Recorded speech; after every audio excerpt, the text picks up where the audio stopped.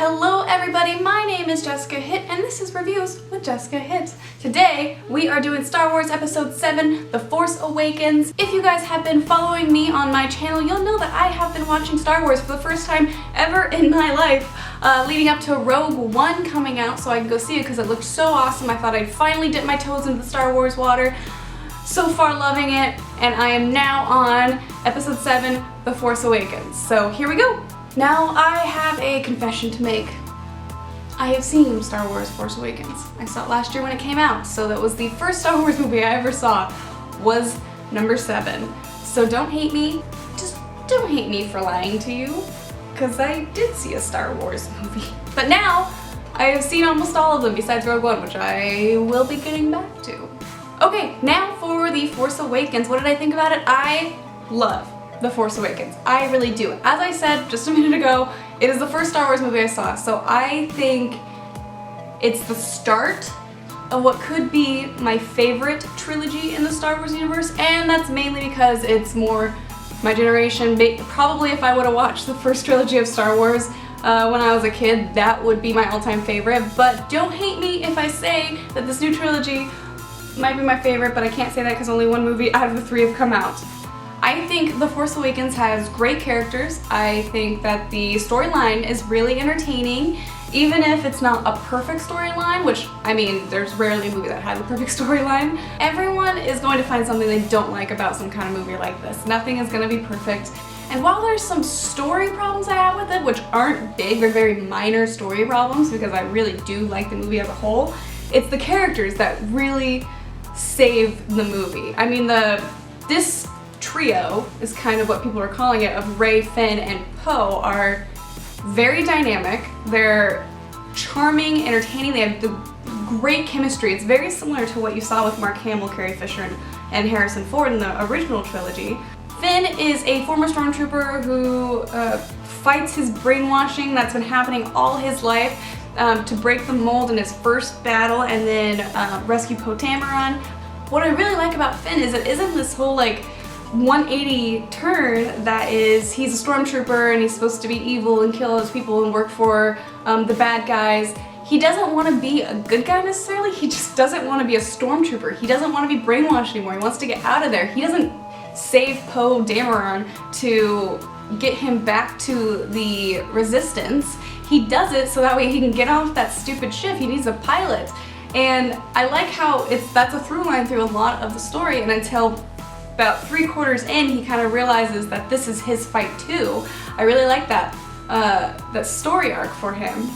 And then you have Poe Dameron, which is just like the coolest guy ever. He's my favorite character in the whole movie. I really can't wait to see what they do with him because you don't learn too much about him. You just really like him. He's really charismatic. He's kind of Han Solo-ish, but not Han Solo because he's already in the Resistance. He's just a really charismatic fighter pilot. And he has great chemistry with John Boyega, who plays Finn, and they have this really cute little bromance going on. And then we have Rey, who is played by Daisy Ridley, and she is continuing this trend of really strong women in Star Wars movies.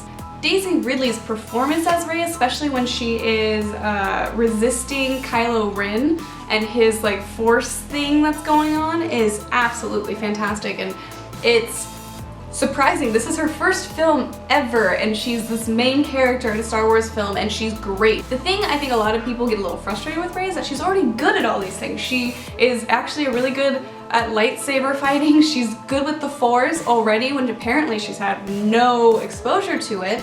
She's a great pilot. She knows how to build things. I have my own theories on this. I've been looking some stuff up on why she's already so good. I'm not going to say why. We will figure out in the next 2 movies. I don't think it's this thing that she's just born really talented, because if that was the case, then Luke Skywalker would have been perfect right away. And they did really great fan service in bringing back the original trio of, separately, Carrie Fisher as General Organa, who is really great in this, and then you have Han Solo, who's been off on his own for a while with Chewbacca. And then at the very end you get that glimpse of Mark Hamill. Spoiler alert if you haven't seen it, but you shouldn't be watching this. And I also didn't think that it was weird that they were in it. I didn't think that it was too much that they were in it. I just think they were sprinkled in, and you end up caring so much about the new trio of people and the new characters that the whole film doesn't rely on these old characters that you would think they might have a lot on their shoulders in these roles, but it doesn't feel that way at all because the other three are really pulling their end, if that makes sense. Is that a saying? I don't think that's a saying. I just made that up. Pulling their weight is what I was trying to say. Okay. And then there's the dark side, which I am really fascinated by a lot of the characters. I mean, obviously Kylo Ren, who Adam Driver is amazing in that role. You care about this character and you're like, he's gonna get a redemption arc, but then at the same time you almost want him to just be completely gone. I think he's probably gonna end up like Darth Vader in the original trilogy, where he does have that redemption, but he still is a goner at the end of it, because I mean, that's gonna be hard to live through. I mean, you have Snoke, who we know almost nothing about, and I'm really excited to see what's going on, and they are going to be doing a practical effects Snoke in this 8th movie that's coming out in a year, instead of the hologram CGI Snoke that we saw in The Force Awakens. So that'll be interesting. It'll be interesting to see how they do that. I mean, the technology is really great now to where the CGI it looks almost identical to real life. Obviously you can still tell, but still it's really good, and you can do a lot with facial expressions on a CGI Snoke, and I'm a little worried about the puppet Snoke, if they can still get that, but they still did that with Yoda, so I don't know why I'm not so gung-ho about it. General Hux is really interesting because I think that he is very like power hungry, and I think he's trying to have this power struggle with Kylo Ren, who Kylo Ren's kind of having almost none of it. He just wants to learn more about the Force and be with Snoke, learning from him and defeat him and try to get away from the light side, which you can tell is obviously trying to pull him back in, which didn't work very well at the end of it. He, spoiler alert, big spoiler, if you haven't seen it, don't watch this part, skip through. Kylo Ren kills Han Solo.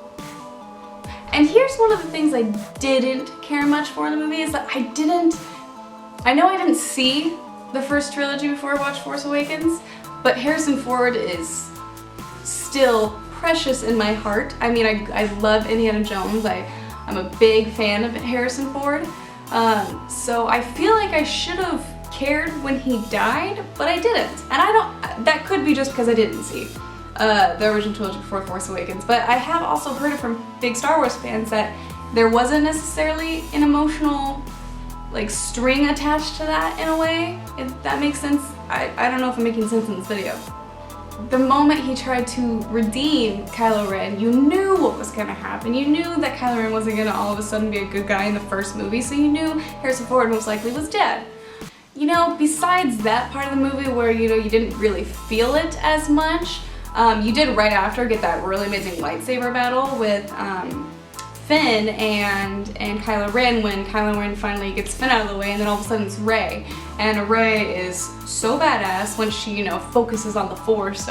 I can't wait to see the rematch. I can't wait. I don't think it'll be till the 3rd movie, episode 9, but it's gonna be great. She's gonna be trained by Luke Skywalker, and he's gonna be more trained by Snoke, and he's gonna be fighting with his inner demons about the light and the dark side. Who knows, maybe he'll have to kill Princess Leia too. Maybe Leia will be dead as well, and then they'll kill off Mark Hamill and they'll all be dead. That's really sad. That's very sad.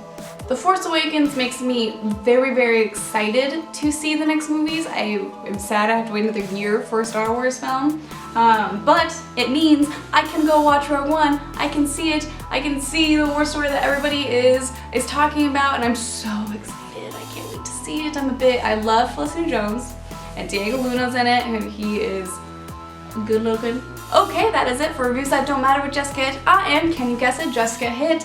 This was Star Wars Episode 7, The Force Awakens. Tune in tomorrow and you will get my Rogue One non-spoiler review. I will not spoil anything. I'll be as vague as possible. No promises, okay? Okay, bye!